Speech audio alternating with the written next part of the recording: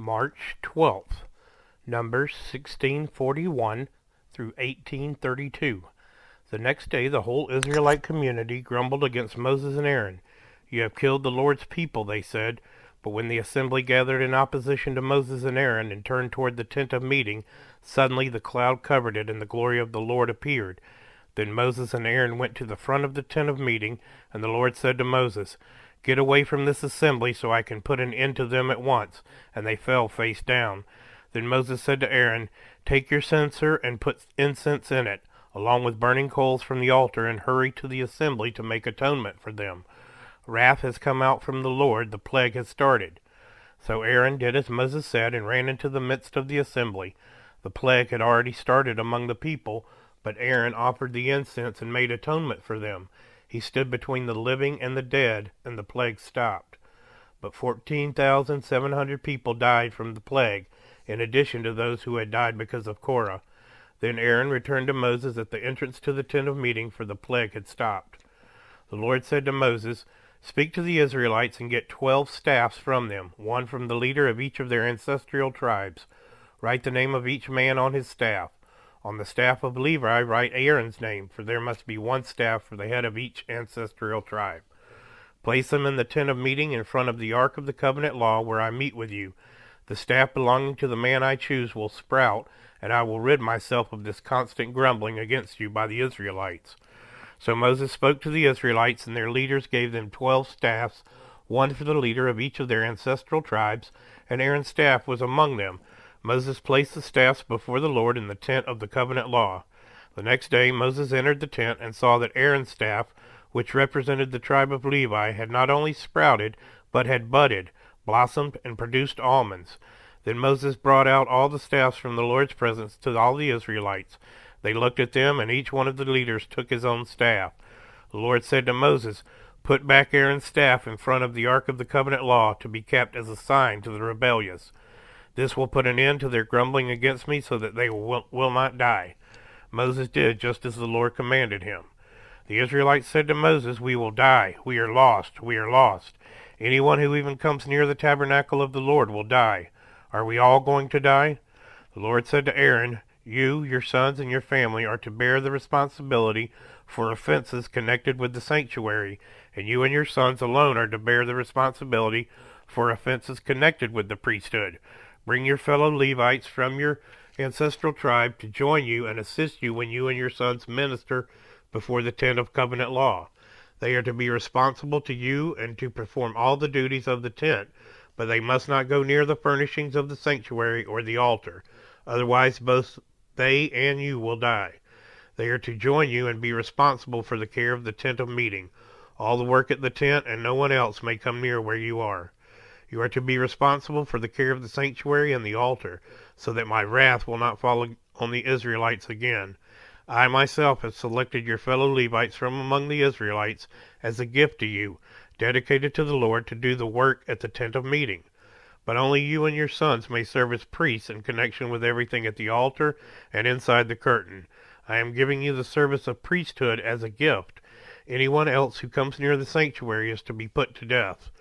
Then the Lord said to Aaron, "I myself have put you in charge of the offerings presented to me. All the holy offerings that the Israelites give me, I give to you and your sons as a portion, your perpetual share. You are to have a part of the most holy offerings that is kept from the fire. From all the gifts they bring me as most holy offerings, whether grain or sin or guilt offerings, that part belongs to you and your sons. Eat it as something most holy. Every male shall eat it. You must regard it as holy. This also is yours, whatever is set aside from the gifts of all the wave offerings of the Israelites. I give this to you and your sons and daughters as your perpetual share. Everyone in your household who is ceremonially clean may eat it. I give you all the finest olive oil and all the finest new wine and grain they give the Lord as the first fruits of their harvest.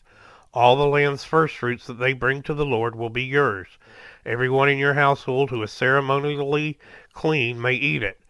Everything in Israel that is devoted to the Lord is yours. The first offspring of every womb, both human and animal, that is offered to the Lord is yours. But you must redeem every firstborn son and every firstborn male of unclean animals. When they are a month old, you must redeem them at the redemption price set at 5 shekels of silver, according to the sanctuary shekel, which weighs 20 gerahs. But you must not redeem the firstborn of a cow, a sheep, or a goat. They are holy. Splash their blood against the altar and burn their fat as a food offering, an aroma pleasing to the Lord. Their meat is to be yours, just as the breast of the wave offering and the right thigh are yours. Whatever is set aside from the holy offerings the Israelites present to the Lord, I give to you and your sons and daughters as your perpetual share. It is an everlasting covenant of salt before the Lord, for both you and your offspring. The Lord said to Aaron, you will have no inheritance in their land, nor will you have any share among them. I am your share and your inheritance among the Israelites. I give to the Levites all the tithes in Israel as their inheritance in return for the work they do while serving at the tent of meeting.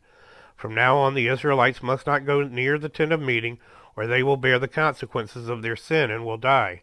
It is the Levites who are to do the work at the tent of meeting and bear the responsibility for any offenses they commit against it. This is a lasting ordinance for the generations to come. They will receive no inheritance among the Israelites. Instead, I give to the Levites as their inheritance the tithes that the Israelites present as an offering to the Lord. That is why I said concerning them, they will have no inheritance among the Israelites. The Lord said to Moses, speak to the Levites and say to them, when you receive from the Israelites the tithe I give you as your inheritance, you must present a tenth of that tithe as the Lord's offering. Your offering will be reckoned to you as a grain from the threshing floor or juice from the winepress. In this way you also will present an offering to the Lord from all the tithes you receive from the Israelites. From these tithes you must give the Lord's portion to Aaron the priest. You must present as the Lord's portion the best and holiest part of everything given to you. Say to the Levites, when you present the best part, it will be reckoned to you as the product of the threshing floor or winepress. You and your households may eat the rest of it anywhere, for it is your wages for your work at the tent of meeting. By presenting the best part of it, you will not be guilty in this matter, then you will not defile the holy offerings of the Israelites, and you will not die. Mark 16:1-20. When the Sabbath was over, Mary Magdalene, Mary the mother of James, and Salome brought spices so that they might go anoint Jesus' body. Very early on the first day of the week, just after sunrise, they were on their way to the tomb, and they asked each other, who will roll the stone away from the entrance of the tomb? But when they looked up, they saw that the stone, which was very large, had been rolled away. As they entered the tomb, they saw a young man dressed in a white robe sitting on the right side, and they were alarmed. Don't be alarmed, he said. You are looking for Jesus, the Nazarene, who was crucified. He has risen. He is not here. See the place where they laid him? But go, tell his disciples and Peter, he is going ahead of you into Galilee. There you will see him just as he told you. Trembling and bewildered, the women went out and fled from the tomb. They said nothing to anyone because they were afraid. When Jesus rose early on the first day of the week, he appeared first to Mary Magdalene, out of whom he had driven 7 demons. She went and told those who had been with him and who were mourning and weeping. When they heard that Jesus was alive and that she had seen him, they did not believe it. Afterward, Jesus appeared in a different form of 2 of them while they were walking in the country. These returned and reported it to the rest, but they did not believe them either. Later, Jesus appeared to the 11 as they were eating. He rebuked them for their lack of faith and their stubborn refusal to believe those who had seen him after he had risen. He said to them, go into all the world and preach the gospel to all creation. Whoever believes and is baptized will be saved, but whoever does not believe will be condemned. And these signs will accompany those who believe.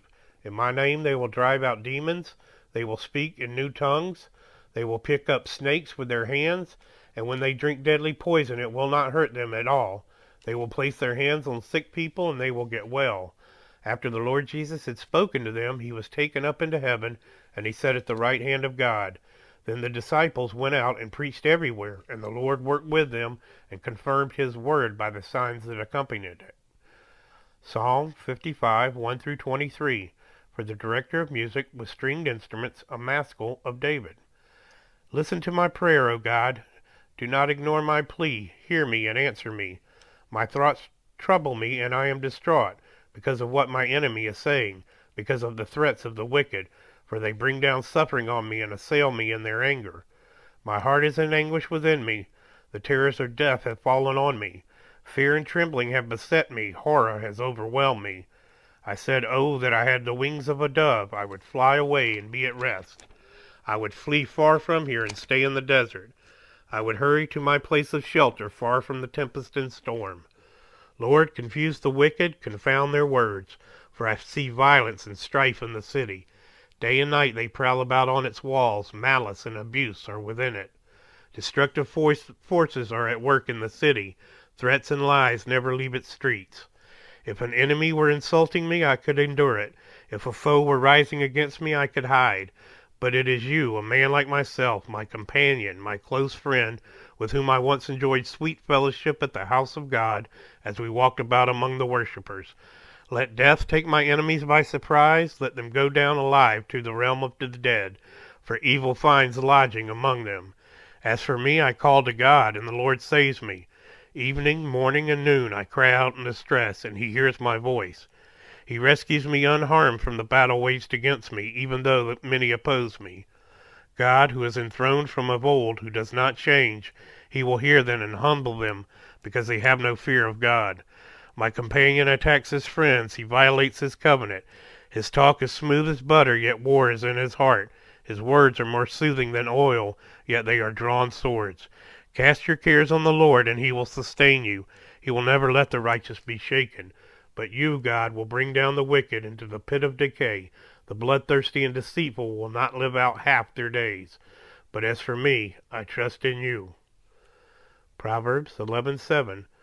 Hopes placed in mortals die with them. All the promise of their power comes to nothing.